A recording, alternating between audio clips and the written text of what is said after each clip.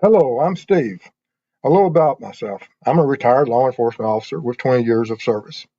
I began my career in the jail, worked the road, and became an investigator. During my career, my training consisted of everything from SWAT to becoming a state certified crime scene technician. I've investigated crimes from thefts to homicides.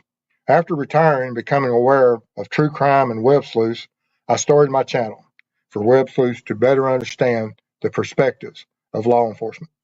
Not only do we cover true crime, I go out into the field and assist families who have lost loved ones to homicide and their cases are considered cold. Join me as we look and bring attention to these critical cases. Hello, everyone. Glad you're able to join us tonight.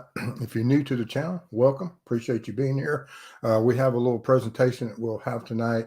And then while the presentation is going on, if you have any questions, absolutely throw them into chat. Always be mindful to be respectful of mods, families, and each other while you're in chat. Tonight, we're going to be discussing some things about the Delphi case, of course. And if you have any information regarding this case that law enforcement, prosecution, or defense needs, absolutely make sure that is known so that justice can be found for Abby and Libby and for the trial as it moves forward against Richard Allen. I went out and got a list of, I think, of all the witnesses that have testified up to this point. And we're discussing and within the community, because there's so many YouTube channels out there that have people that are in the courtroom they're getting information from. Some of them are really great YouTube channels. And of course, if you have anyone that you know that's within the courtroom itself, such as Tom Webster, I was watching some of his show earlier, and other creators that may be in the courtroom taking those firsthand notes. Absolutely, you can mention them. I don't have a problem with those that are on the scene. Let's not get so diluted that we're just on people that's reporting about it versus those that are getting that firsthand information. For the fact that I also like to make sure I'm trying to get as accurate information, because as we pursue this case and we don't have the ability to watch it firsthand, we have to rely upon responsible, independent coverage of this. And a lot of these guys that are in the courtroom, they're picking up different things. And when you look at them and you see how it's being interpreted 2 and 3 generations of information down the trail, it's like the phone game, that as the information is passed from one to the other, it gets diluted and it gets very confusing. And my biggest fear that if the jurors are as confused as some of the creators and even myself on some key points, it's a toss-up right now. Then hopefully the jury is not in the same boat as many of us when we get confused when we're trying to listen to people that are reporting on the notes that are being gathered by others and playing that phone game of it getting diluted and getting confused and having certain narratives thrown upon it. But anyway, as I was listening to some of this and reading some of the articles, WTHR has a great, almost daily blog. But once again, it's just one perspective of it. And of course, a lot of what you'll see tonight, of course, I took from their witness list of who was there and what they said. And there's one witness right now that, and I want y'all's opinion of whatever key point or fact that you believe is critical or the case is hinging on that fact. Absolutely throw it in chat. We'll discuss it as we go through it, because I want to see your opinions about what some of the key details are. I know one of the things that's driving me crazy right now, and as we get into those witnesses and things and discuss them, of course, some of these witnesses are everything, and they have them in order of as far as the individuals that either by family, the state witnesses, including law enforcement, residents, persons who found the victims, to even the crime scene investigators, forensic examiners, um, administrators, people that were on the bridge, and some of the other individuals that may have seen the person, and also the one person, I think, let me see if I can find Kathy, the 21st witness, Kathy Shank, on the volunteer file clerk who found Alan's file. And that's a very critical witness to me, that we have this 21st witness. And I think, let me go here and see. If you hear an ad kick in, just have to bear with me. But let me see here. Hold on a second. Yeah, here's 21st. All right. But she's the one that found it, and it was noted in some of the Newlands, going back to the information of the conservation officer that saw the or did the initial interview with Richard Allen.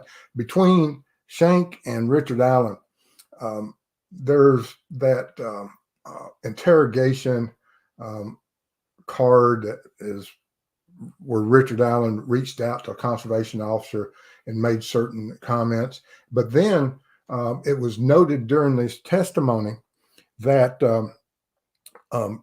Richard Allen was cleared. And while who cleared him, and this is extremely interesting to me, who is the individual that cleared him? What investigator did that? What investigations did he perform to clear him originally in those first days that put him off of the, as far as a person of interest or a suspect? And the interesting part about it is that it's not so much that we don't know who he is right now. I find it extremely interesting that the defense hasn't gone and found him. Why did you clear Richard Allen? Because that is extremely huge. If I was a defensive attorney, I would be looking for investigators that had went out and cleared my client and stamped him clear. And we don't know who that is. Does that mean that the defense won't bring that person up to the at some point and share that information with us, for the fact that to me that is a huge hinge or fulcrum point for me of how this trial will go forward. The defense may have exactly done that we may in the future find out who was this investigator, what techniques did he use, what information did he consider, and why did he clear Richard Allen within just the first week? And wouldn't Richard Allen know who interviewed him?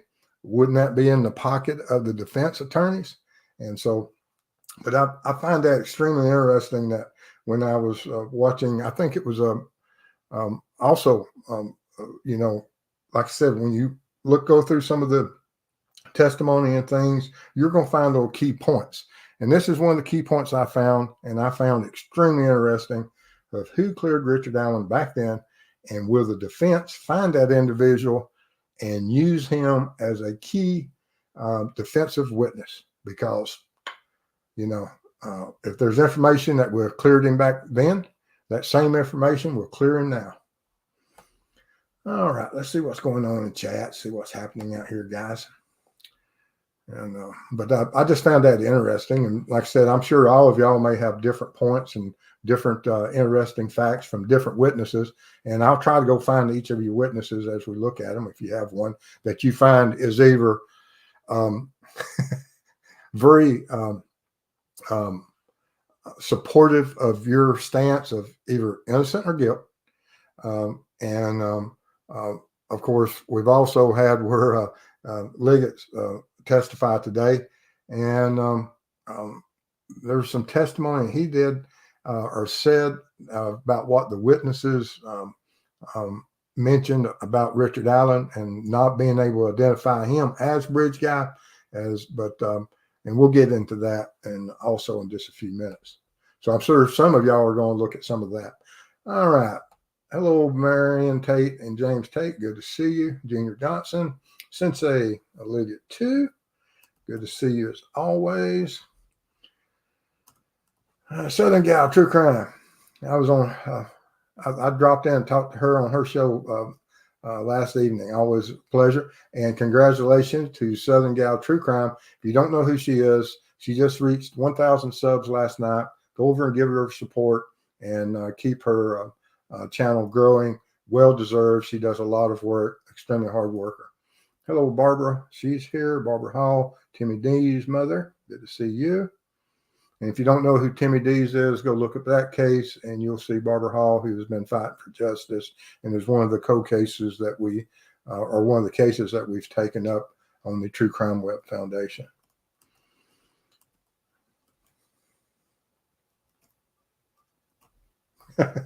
Sensei says, so who else feel like letting out a mighty old scream of frustration with this trial, or is it just me?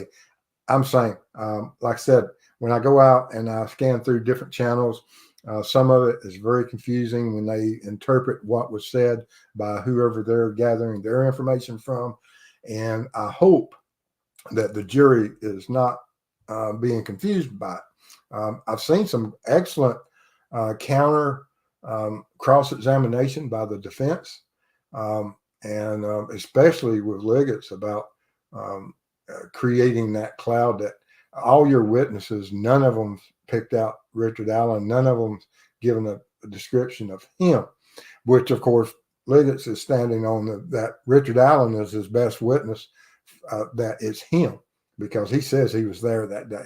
And so regardless of all the other witnesses, even the witnesses of meeting the three girls on the trail that haven't positively identified Richard Allen, that interaction will stand on its own. Richard Allen says he saw them. The girl says that they saw a man. And so through deduction, logical deduction, they will come to the same conclusion that, yes, that's Richard Allen. And he says he was there. And that's who the girl saw. Or I will assume. Oh, man. Jill Moser, good to see you.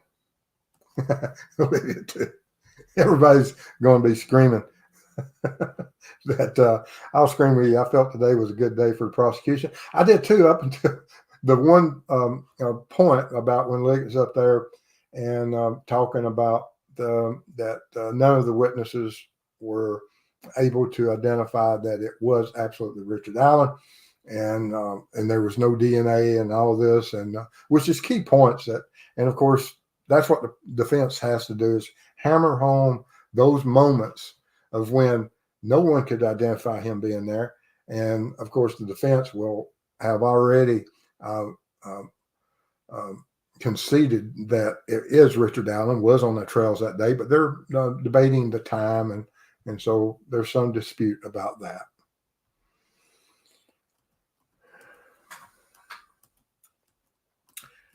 Let's see here what's going on. And True Crime Talk with Gibbo Master. I've got to go over and check out your channel. I haven't went over there. True Crime Talk. Got to get over there. Angela, good to see you. 8 Line. Never heard of 8 Line. Love it, but never heard of it. Boston Christian, good to see you. CJK. If you got any questions, throw them in there. Hello, Mark Ferris. Always good to see you.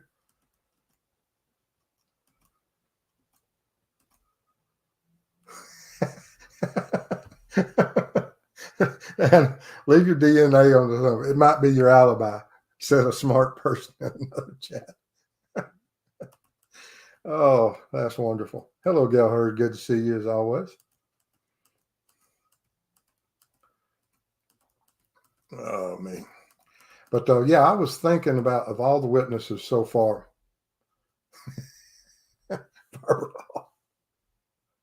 I'm not confused, Mr. Steve. He's guilty.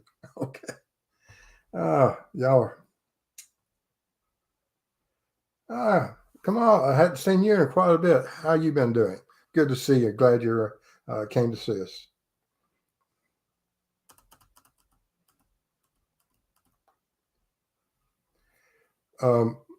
TW is doing a good job reporting. So is LL and Lauren Matthias. Yeah. If any of those are in the courtroom, Anna, you can put their whole name. That's going to be Tom Webster. And like I said, if they're in the courtroom and they're YouTubers, absolutely throw their name out there. I don't have a problem with anyone that's in the courtroom getting that firsthand information. I think we're all entitled to get that firsthand information. As far as getting second and third hand, and even mine, take these people's, they're there, they're boots on the ground, and that's who we should be relying upon. Even my information that I'm sharing with you and everything is generational, and it's another step down the line. But absolutely get that firsthand information, come to your conclusions on it. And of course, we can all argue it from our own opinions and our own biases from looking at it. But, honestly, we're not boots on the ground. We're not getting it firsthand, and our interpretations can be clouded. We have to be extremely careful.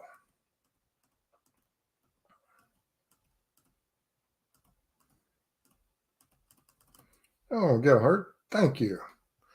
Gifted 1 True Crime Web membership. Thank you. I'll get my head out of the way and get the blue light. Appreciate your support. There's Copper Horse. Where you been?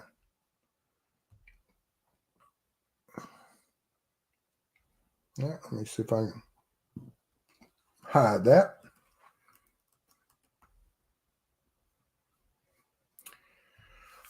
Jerry, there's a psychologist that's there, and she has a great sketch artist with her. She has went live every evening going over what went on in court today. Amazing note taker too. Yes, if you have that person's, you can mention their YouTube channel. Absolutely, whoever's there. Actually, I think some of that those sketches and things were sent to me in an email today, and I think I know exactly who you're talking about, but I cannot remember the name off the top of my head.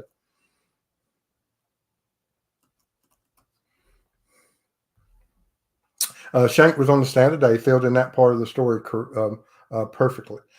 Yes, and like I said, with it being marked cleared, I think that's going to play a huge role, not only in that, like I said, it's a very telling fact to me that the defense hasn't thrown that up in the preparations or in any of their arguments yet, because if they were going to do it, they would have had many times during some of their filings or earlier on about that we have absolute proof that Richard Allen is not the one that is responsible for this case. We even have a law enforcement officer that investigated him, cleared him, and this is the evidence that he used to clear Richard Allen back in the day. And we don't have that right now. And will we ever have it? Kamala gifted 5 True Crime Web memberships. Thank you. Appreciate that. Means a lot to us.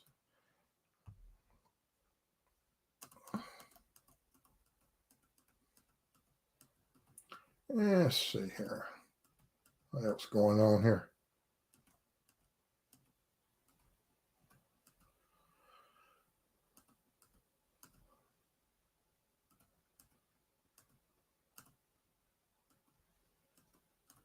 Is anything else going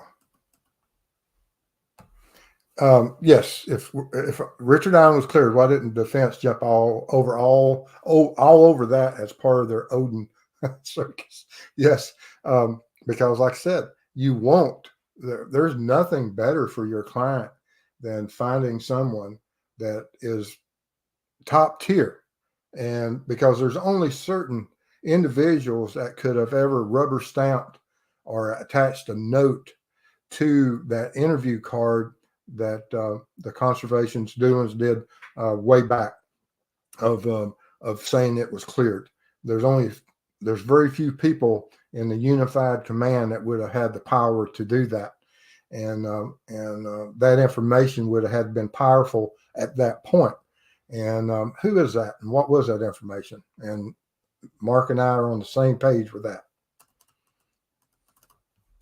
Gail has once again gifted a True Crime Web membership. Thank you.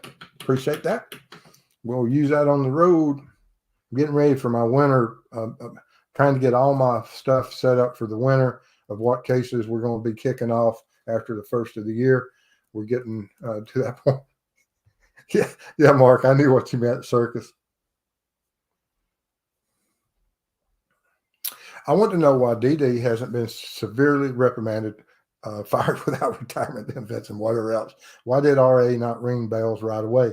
Did RA have a fake driver's license, meet out of town? Yes, because he was up on stage when a lot of that information is going on. Now, we don't know what the caseload is, and I can tell you that sometimes things, early on, he may have been thinking that, yes, we have that information, and I've already presented that information. And one thing that you have to realize with law enforcement, that you may gather and get some information on a subject matter or on a person of interest or a suspect, but you only may have one bit of information on him. And so if you say, well, we're here today, we've already got a suspect in mind, but we also want to make sure and qualify and, support that we have the right person. So if you would step forward with whoever you think your person is. So you won't change the narrative as much. You'll keep that narrative the same of, we don't know anything. We need you to step forward with the most critical information that can absolutely, that one clue. And so that you don't shut out or give the view or the illusion that or you have a possible suspect. You want to get that person and make them believe that their one tip, their one clue is the most valuable thing in the world. That motivates people. That, oh, I'm the one that has the information. You don't want to be someone that says, oh, I just have supporting information. And so now law enforcement does this, but typically they don't do it for 5 years. And so there truly was a breakdown at some point. So in the early days, in Dooline's defense, I will say that there is the possibility that he was under the belief that they were, this was part of their strategy of getting more supportive information from other people that within the orbit of the person that he spoke to that day. And so while he may have said, oh, I've turned it in, it's there, but he was under the understanding in those early days that it was just part of law enforcement strategy to gather more information on him. Not saying that's what occurred, but it is something that law enforcement does that you have to be careful in, that you say, well, we already know who did it. Law enforcement will never come out and tell you that, oh, we know absolutely who did it. We don't need your help. They're always looking for those key points, and they don't always share all the information that would make you feel like your information is not as important as it really is.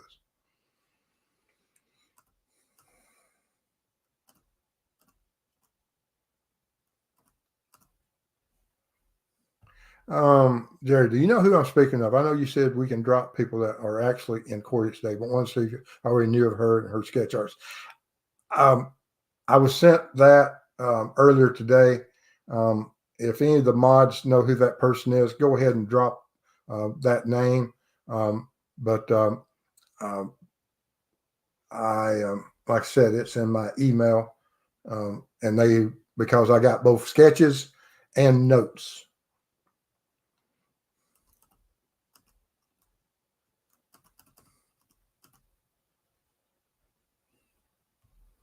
Carter so blatantly said they don't use the word cleared, what has legal meaning. They use covered. No one was covered, according to Carter.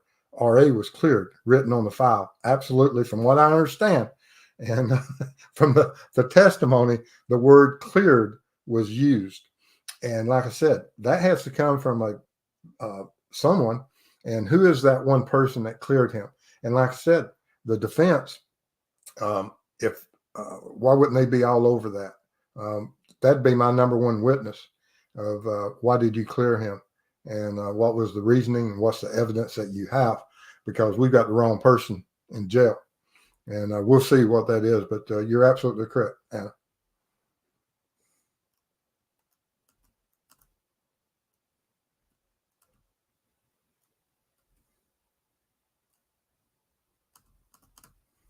And Sensei says Kathy Shank became Richard Allen's worst enemy and Delphi's hero, in my opinion. Absolutely. Yeah, for whatever reasons, put two and two together and came out with that answer of that she was looking through it and probably had looked at it numerous times. And that happens, even in law enforcement and people. And of course, if you talk to any of the people that I've worked with on some of my cold cases, that even looking at images, sometimes you can look at an image for a week or two, and then you look at it one more time and you see something you never saw before. Something clicks, and that happens throughout investigations. Not all investigators are as brilliant as we wish they were. Not every, Sherlock Holmes are not the rule of the day. I worked with some really brilliant people in my career, and I surrounded myself with those individuals that had that ability and that brilliance.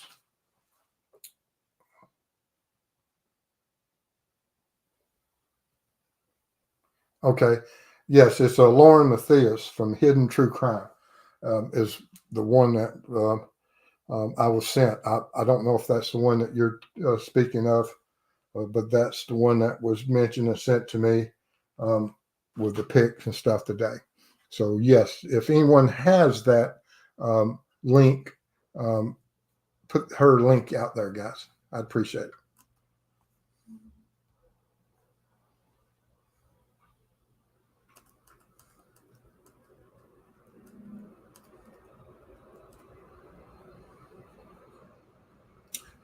Mama says, thanks to stars for Kathy Shank. Give her Human of the Year. Give her at least part of the reward money.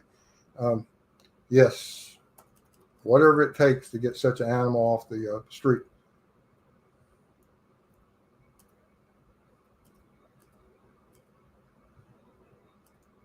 There, little Blackwater. Good to see you. The Red Queen.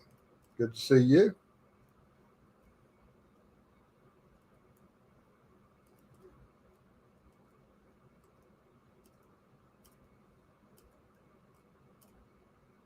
Marion Tate.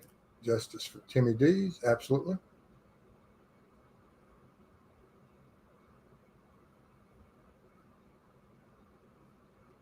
Hello, Stacy. Good to see you. I don't know how to pronounce your last name, and I do not wish to butcher your last name. Oh, man.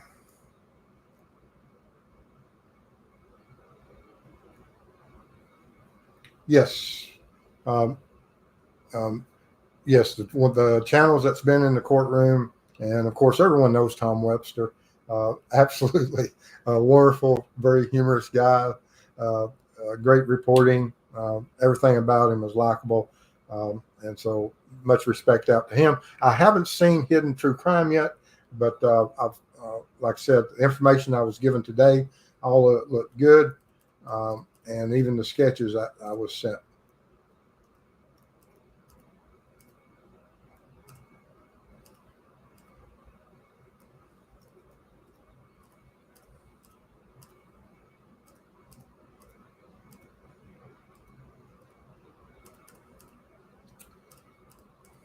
But yes, any one of y'all that think which witness is best for you, that what's the most key piece of information that's been told. Now, I was disappointed in some of the information about the crime scenes and some of the testimony on it. I wasn't real happy with the uh, time since death, um, um, time of death, or is um, you know being so vague and extensive that we would expect with the abilities of some of these people, and even the identification of what type of weapon, serrated versus straight blade, things of that nature, and still not having a better understanding of everything that you would expect that to see, and we just haven't seen it, which it may get better. I hope it gets better. Molly says, True Crime Web. He gives a fake name, and DD said he ran his driver's license. RA wouldn't meet at home, or PD met at grocery outside, was there 130 was misleading about where he parked. I saw where some of the testimony was on that, and they were discussing of what he considered was, he knew exactly what he was implying, and of course he didn't know how some of the information was entered or how it got messed up. But still, there was someone that went in there and put cleared, and that individual carries a great weight upon their shoulder, and we will hopefully the defense will identify who cleared their client.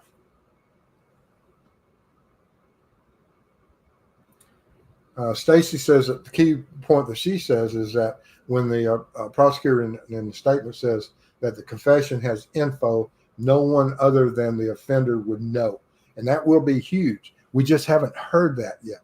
What bit of information and when will it come out? And in these productions and then these timelines of how we create this storyline,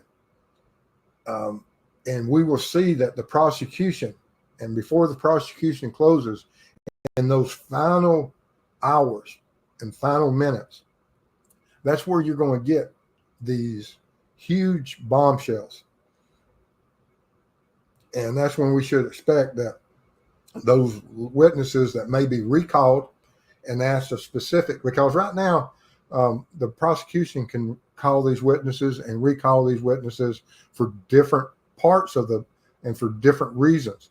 But right before the prosecution finishes their side of the case, and those final hours and that final day, that's where I believe you're going to see all the bombshells. It's going, and I hope that we do see them. For the fact right now, while they're introducing, creating, and drafting the story out and telling this story in a manner for the jury to fully understand, we're not getting all those really huge points, but we will get those points. And if we don't get those points, it's not a good day for the prosecution. But I'm expecting those highlights to come, because it's always that way, that even when you watch a movie or you watch or read a good book, it's in those final closing pages that the fireworks happen. And when will we see those fireworks? And we will see those fireworks.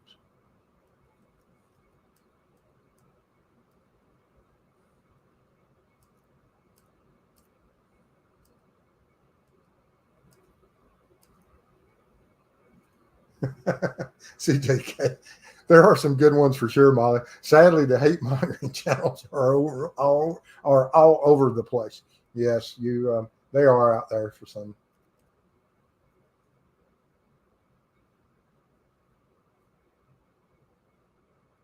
Mr. Steve, I'm just playing Frank up because my name is Frank. No problem. Frank Master, I think, has been in the court. I know some. But I think he's also left early a time or two. But yes, even Frank is out there in the courtroom, and we appreciate that.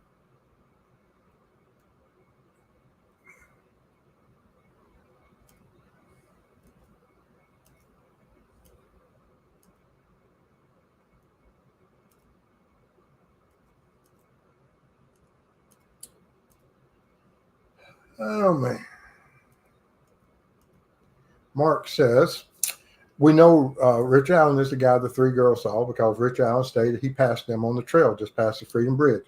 Absolutely. The fact they can't identify him means nothing since he identified himself. Exactly. And, but like I said, and with the jury being what they are, they're going to be able to see through that. And, I'm not, anytime, and the defense is trying to make more hay of, and trying to cloud the issue that these girls couldn't identify him. They can't identify him for this or that. And that if they couldn't identify him, how could the other witnesses? And they're just harping upon that. They're just trying to cloud the issue. They're doing their job. It's not a big deal.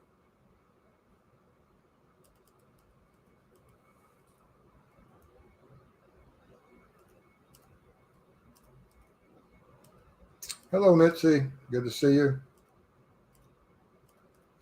Thank you, Copper Horse.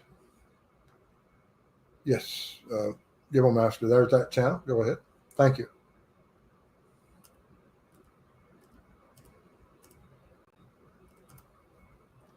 And Anna, yes, Tom Webster, Lawyer Lee, Lauren Matias of Hidden True Crime, Straight Reporting. Lawyer Lee explains some legal points, but it's non-biased.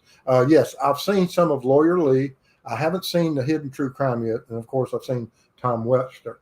But I've got to check out Hidden True Crime. Like I said, I want everyone to see it firsthand from those that are there in the courtroom. And then we can all discuss those facts, and I will have some better understanding. Because, like I said, some of these things, when you go to these other channels, they're confused and they don't understand. And if they don't understand what they tell me, and I've worked most of my life, and that's something you have to understand in law enforcement, that what happens in this courtroom is very much exactly what happens in law enforcement. That we have individuals that are calling 911. Law enforcement responds through the 911 operator. So my whole life is built upon getting the story not from the original phone call and speaking to that person that's experiencing whatever crime is happening, but once removed and being relayed to me by a dispatch operator who is a professional and should be able to get most, if not all, of the facts correct. But we often see that even with those professional trained 911 operators, they get some information wrong. But it is typically very, very close. And that's what we see in the courtroom when we're not being able to see it live as I wish we could, but we're having to get it through that 1 degree of separation here.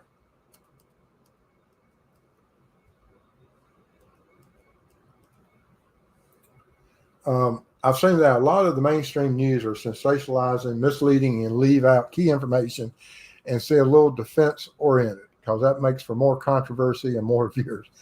Probably so. Sad state of affair, but probably absolutely accurate. Black Widow has been a member for 13 months. Click, click, Mr. Steve. There you go. You hear my click, click. There you go. Olivia, too, says, I really like Lawyer Lee. Well, good. I'm on, like I said, I've watched some of that. Haven't seen the Hidden True Crime. Didn't know because there's so many of them out there. Mark says also the Hidden True Crime has been in the courtroom every day. She does a noon Eastern Standard Time update and live streams later. Thank you for those times. Oh, Copper Horse. Very kind of gifted 20 True Crime Web memberships. Thank you. Appreciate that.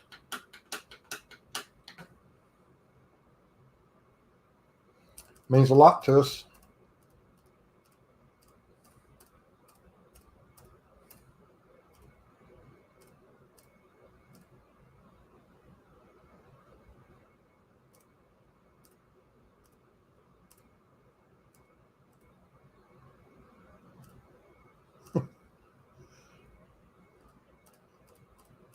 Yes, absolutely, Olivia, too.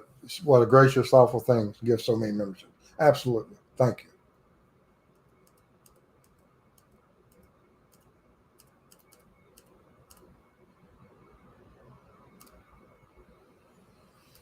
Hello, Bama Sin. Good to see you. Yes, we have awesome mods and wonderful chat friends. That we do.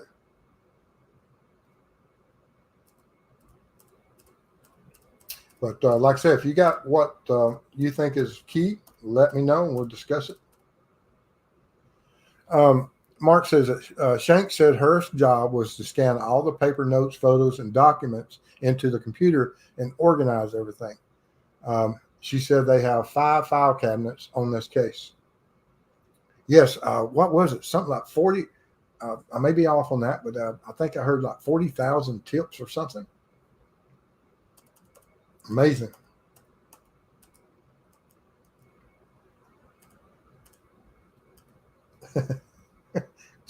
My cat's trying to drink my glass of milk.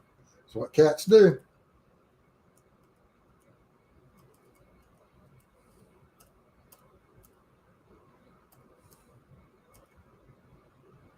Piper's Green, good to see you.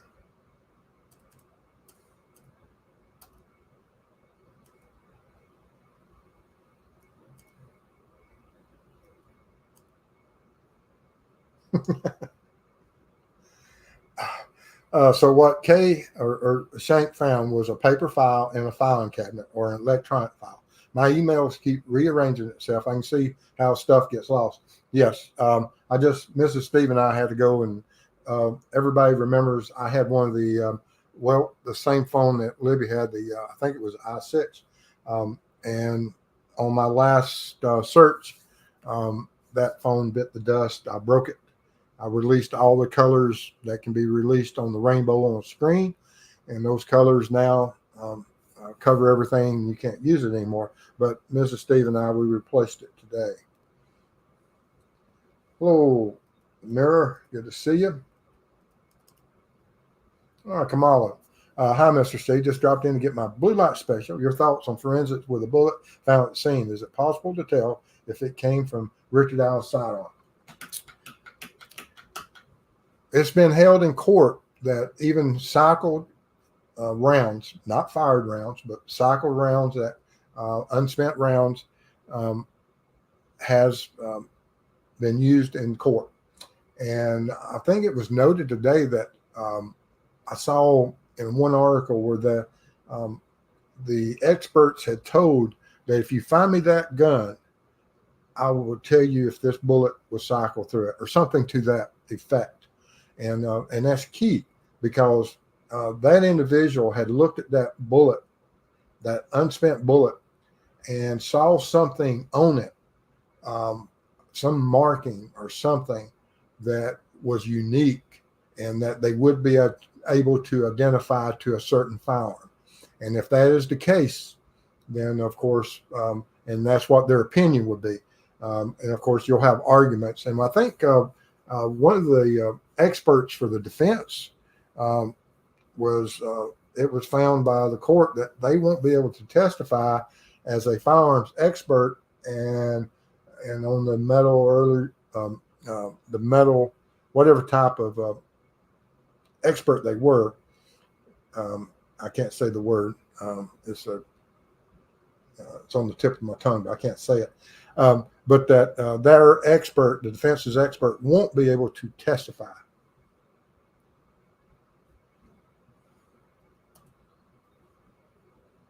But yes, thank you. I think I hit the blue light for you there, Kamala. Thank you. But yes, they'll be able to tell from what I read today on that report that yes, that if you find me the gun, I can put it with this bullet. And we know that is probably the case for the fact that there were several guns that were looked at, and that will probably be brought into court. The number of different guns it was compared against. Angela got a membership. Good.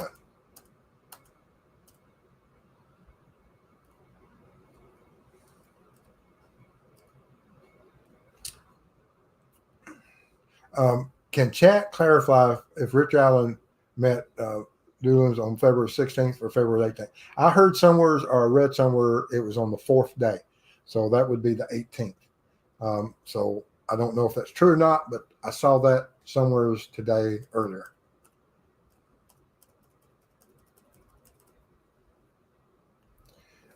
The other thing the prosecution ignored is Richard Allen came forward after the police released the bridge guy video. He wanted to get in front of it by saying, hey, I was out there dressed like that. But good point. Absolutely. And you'll see that in the political field that you have to get ahead of the storm. And the way you do it, you put yourself there. And that way they can't say, well, you're hiding in plain sight. Why didn't you come forward? And whereas we see where we're at now that he did come forward.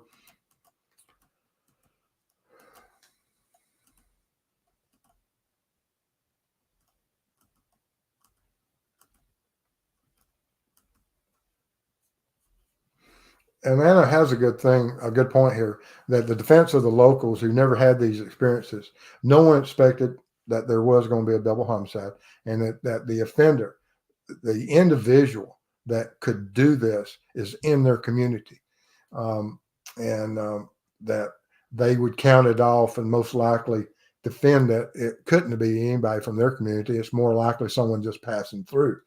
And because that's how small town USA, which Anna addresses here, that we are always defensive of those we know and of our community, that we interact with them, and we're always, sometimes we live to our own horror and to our own abilities, that we place ourselves in certain dangers by ignoring the fact that it could be someone that lives right next door to us.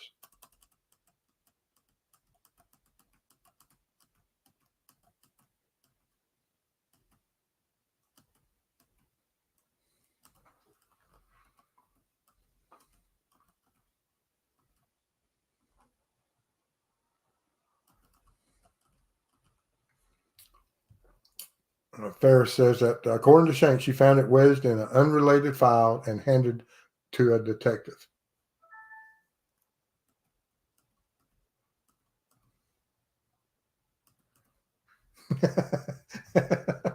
So no Matlock moments on every case. No, very rarely are there those Matlock moments, whereas Matlock always had that moment about every 48 minutes. Somewhere's in 48 minutes, Matlock, and typically at the end of his cases, in the end of his show, you'll have those Matlock moments. And I think in the closing part of the prosecutions, as they near that, we're going to see some Matlock moments, or we better see some Matlock moments, or it's not going to go well for the prosecution.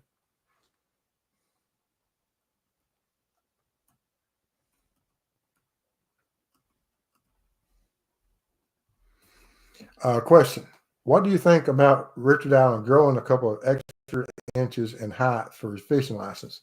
That is extremely interesting at a critical time. That he knew, and he probably knew that even at that point, that analysis was going to be done and completed on the height. And he knew what, if Richard Allen is the offender, he knows exactly what that height is. And he wants to change that height. Now, am I the same height I was in my early 20s? No. As you get older, you shrink a little bit. And I've shrunk, I don't know, probably an inch, and so it happens as we get older. But we don't get taller that I know of. But it is interesting. Why would he do that?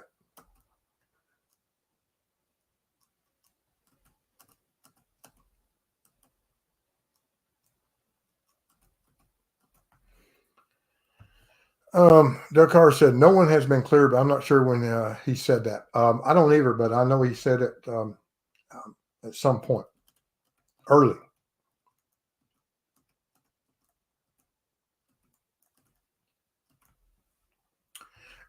Junior says, I thought KK was going to be a witness. A lot of people are still speculating about that, but I don't know if the complete witness list has been released to the public.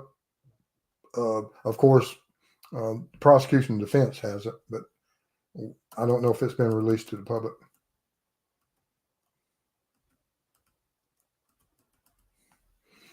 And of course, here's Frank, that he has been in the courtroom a few times, and we thank him for that.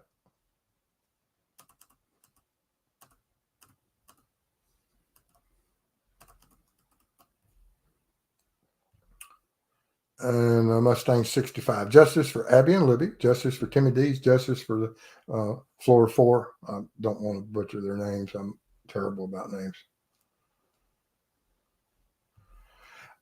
Steve, please explain the law enforcement limitations of a game warden despite having some academy training. Now, every state would be different.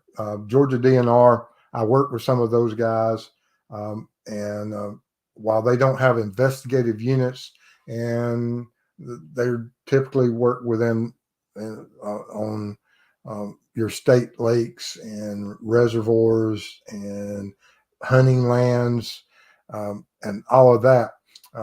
They're all state certified here in Georgia, law enforcement officers, and they carry arrest powers and have the abilities to obtain search warrants, make arrests, make traffic stops. They have all the powers of what any officer, and that's in the state of Georgia. Indiana, I have no idea what if they match that same thing. I know he was on the stage with Doug Carter on those early days of when Doug Carter had the unified command and all the agencies that were working together in this case when they crowded that stage. Do they have all the powers? I know they carry firearms, so you would expect so, but I really don't know what all they do up there. And I don't have any idea about, there are certain times that I work with individuals that at one point or another were game wardens that went into law enforcement, and you may have law enforcement officers that went into the fish and game or wildlife officer. But I just don't know if they have the same powers in Indiana as they do Georgia. Hello, Mustang 65. Yes. Frank's also been in the courtroom, and his channel is here. Frank Master 4784. Absolutely. And I think he's had some shows on it. Him and Christian Behind the Crime Door.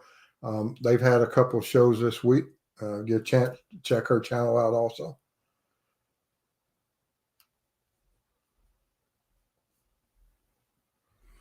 Olivia 2 says, what about the gun found in Richard Allen's house?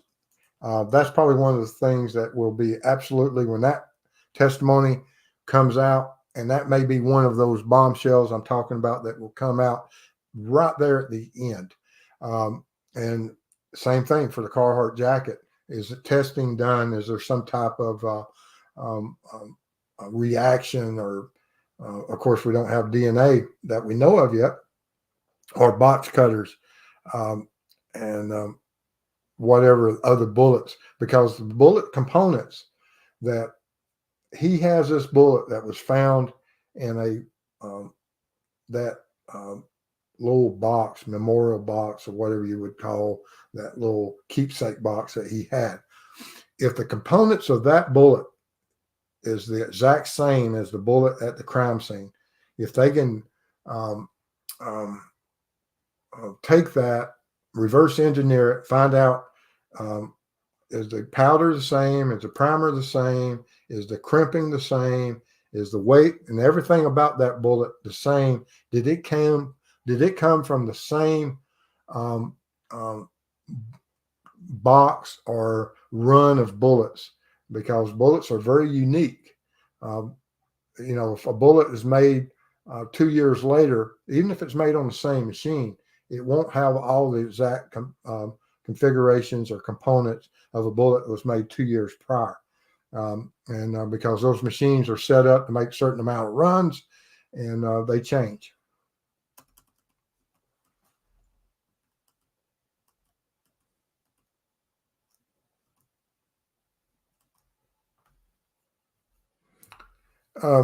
Yes, you may, if you're going to lie about your height, you know, why would you lie about your height? Now, weight, yeah, everybody changes their weight.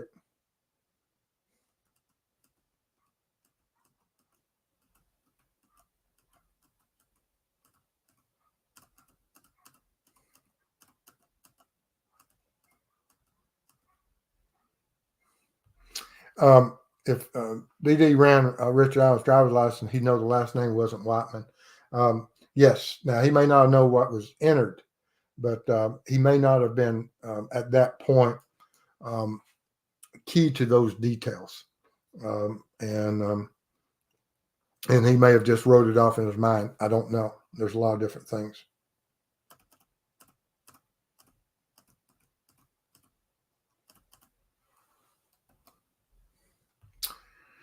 True Crime Web, doing the test, that took quite a while back and forth to understand that CPS building is what he meant. I just found this all out.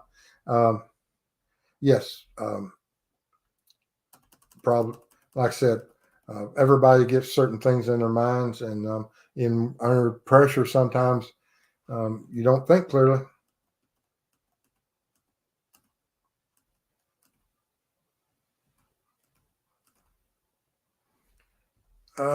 The above was reported today by CC Comments reporter who was in court. I hadn't seen that one.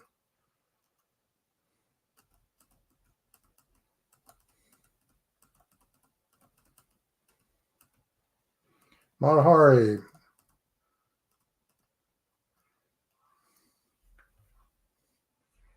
Yes, we've had a couple of people give. Copper Horse was one, and then Gail is another that has gifted some memberships tonight. I had heard today that in the testimony was Richard Allen and Doolin friends or acquaintances. Doolin, from what I understand, says that he had no idea who Richard Allen was prior to doing the interview, that he absolutely did not know him or had any relationship with him, from what I understand. Cunningham, good to see you.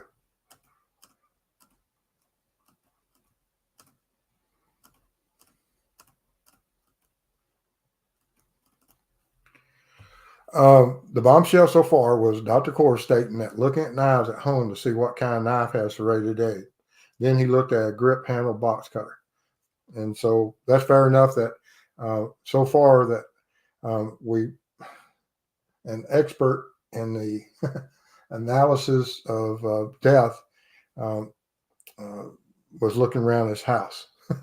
And that is kind of interesting. But I do the same thing, guys. I look around, and we all do that from our experiences. And it's not like you have a book of knives that you can look at and see certain outlines, although I'm sure that he would, because you can go on the internet now and look at these search engines and type in different types of knives, handles, whatever patterns. And there was a box cutter evidently had a certain type of grip on it that seemed similar to something that he had observed. So, that is something to consider, that we get down to that. It's not like, and there is technologies out there now that you put certain transfers, that if we have a transfer stain, that he could put that transfer stain into some type of engine AI, and it will come up with reverse engineering, identify other images of similar characteristics, such as we have facial recognition. Kamala, $5. Thank you. Mr. State, do you think Delphi law enforcement shall have called in Indiana State Police sooner? Your thoughts on not bagging sticks? Hindsight is 2020. I think they called them in pretty quick. I don't, because Indiana State Police are the ones that, from the testimony, are the ones that processed it. They were there on the 14th, and they processed the scene. So they were there. They took over kudos to them for that. But not bagging things that were absolutely known to be handled by the offender, regardless of what it is. I don't care if it was a rock, a brick. I don't care what it is. That we bag and tag whatever we know for a fact that the offender touched. I do have issues with that. And just because you can say in my life experiences, and this is 2020 hindsight, but it's also from someone that has been there and processed scenes. And when you can ask any of my crime scene techs, when they came to me and they asked me, or they started to ask me, hey, we found, or never mind, we'll go ahead and collect it. That they knew that if they had to ask about what it was or what to do, that yes, it was going to be collected. And so, but we reached that through the fact that they realized that, if you have to ask, there's a reason, and you're just trying to get out of not doing it. And but in hindsight, I'm sure they wish that they had collected them.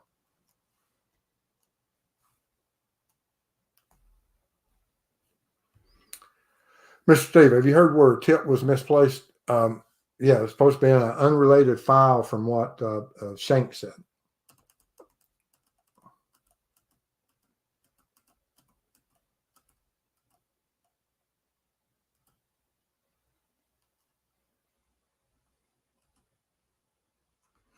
And Anna, this is a good point that you wouldn't think that he looks like a first-time psychopathic, someone that committed double homicide. But what other criminal history does he have? Was control lost? What occurred that day? Are there other crimes out there that may not be as severe? And what triggered him that day? Just don't know.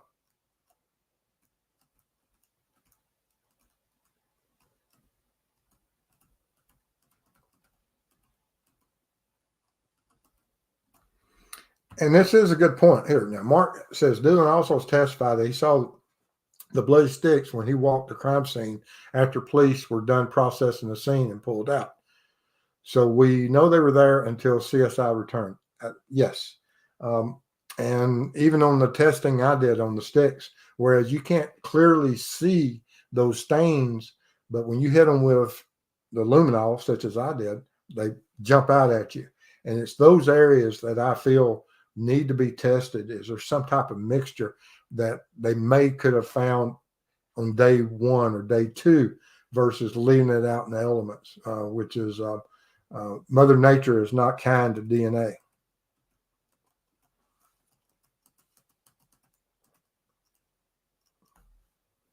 Molly says, True Crime Web. Yesterday it was said that the last person who testified about the phone data run in 2024 had the most questions asked by the jury. Very confusing testimony. Maybe deleted photos of BG. Hope not.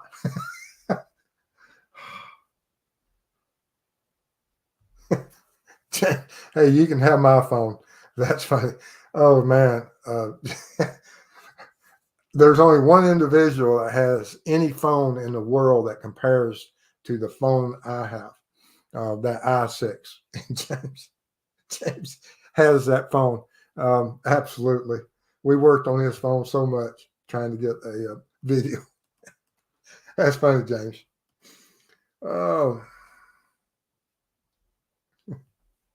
But the sticks were crumbly, so no one thought they had any evidential value. Yeah, they have evidential value now to the defense. They're going to use it too.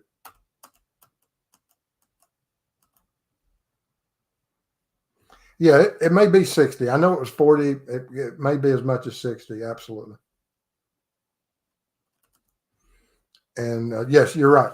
Innocent Project will always dispute certain things, and but courts have upheld it. So.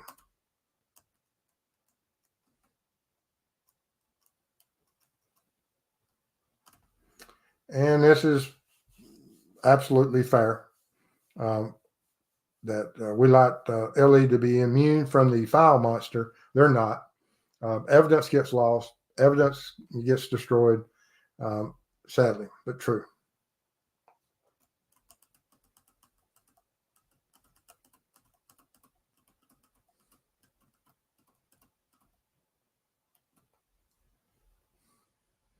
I think Ari made the call to report him on the 16th himself and met on the 18th. Probably so.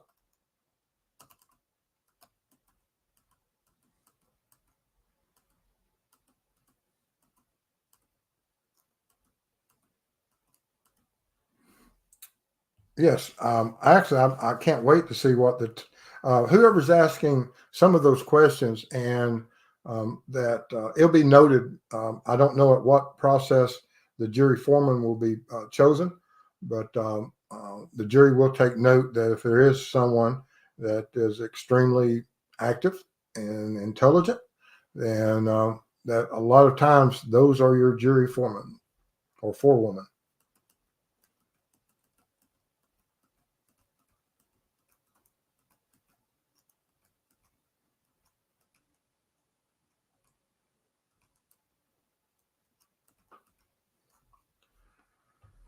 Oh, that there's a rumor, I think, where kernel of truth that BW's 40 caliber unspent shells may be similar to the unspent round in question. I don't know. We'll just have to see because they'll test. Mitzi says, Mr. Steve, what does Mrs. Steve thinks about Richard Allen's eyes? Y'all know it's in the eyes. She don't like them.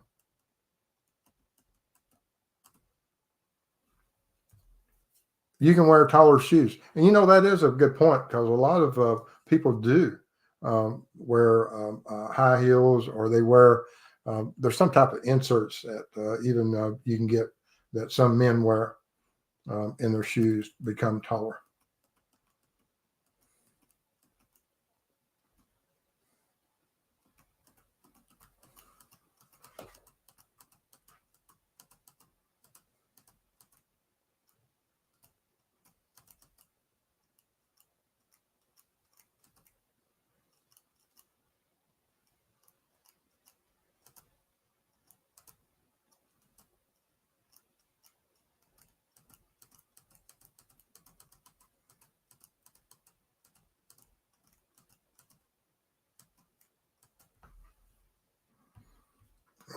Let's see here. Today, the detective testified that during the search, Richard Allen kept saying, "It's over. It's all over." But the defense noted this wasn't recorded. That's another miscalculation.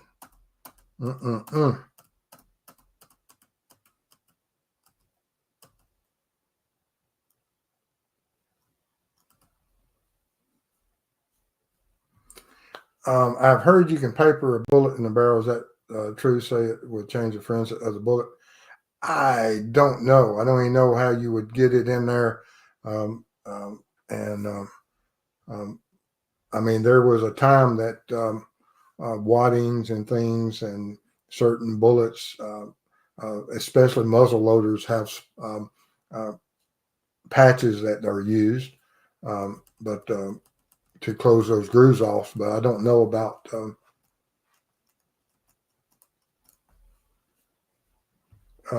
something that is in the last report as court closed today.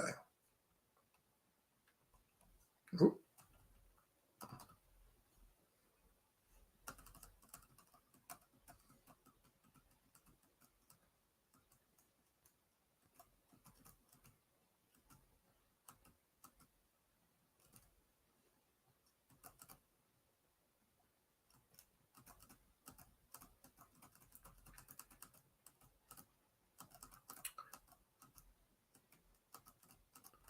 Let's see what's going on. Trying to get caught up.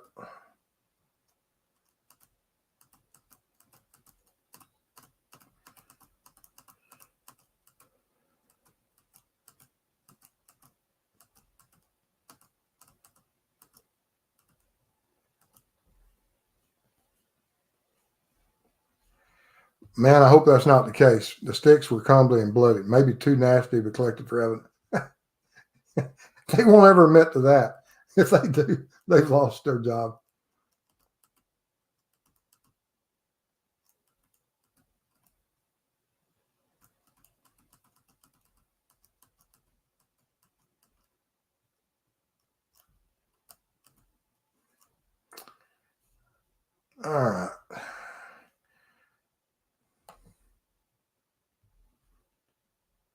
Let me.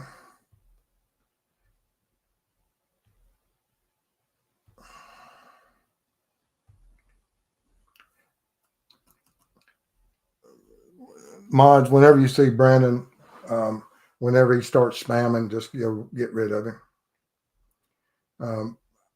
I don't have a problem with anyone proclaiming anyone's one time, but that's the other day. Brandon put his true colors out there, and he just likes to troll.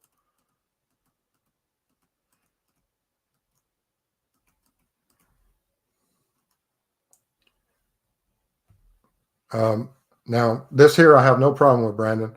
You get one time out. This is absolutely okay. The sooner all you come to terms with the fact Richard Allen is not Bridge Guy or involved in this, the better. That's fair enough. I absolutely agree with that. But just put it in one time and no ifs, ands, or issues about it. But just don't spam. It belittles your ability to be able to argue your points.